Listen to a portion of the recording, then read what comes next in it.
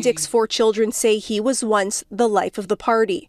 He loved to tell jokes, he loved to have fun. But they claim his life was cut short after entering this long-term care home amid the pandemic. My sister sent me the photos and I just couldn't believe the change in him. The retired Toronto District School Board caretaker had previously been bedridden after a leg amputation, but the family says he was otherwise well until they say they were alerted by a nurse to bed sores developing on his body. It was sickening. It really was horrible.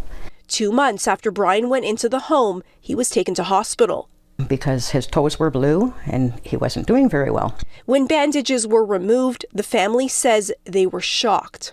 His knee was totally black, really black and nasty looking. He had injuries on his foot.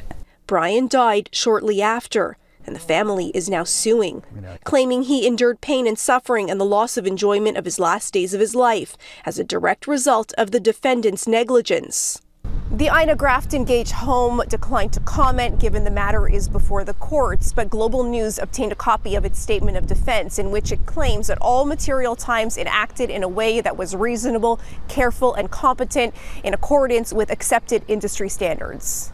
It says Bryan Dick was in poor health when he was admitted to the home and denies that the progression of his conditions and/or his death were a result of negligence.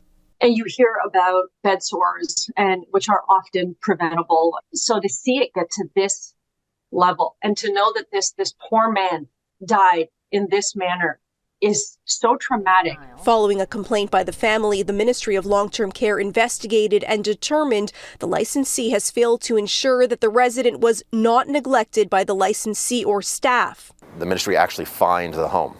It was collectively about $6,500, which unfortunately is not much. It's a slap on the wrist, but it's a signal.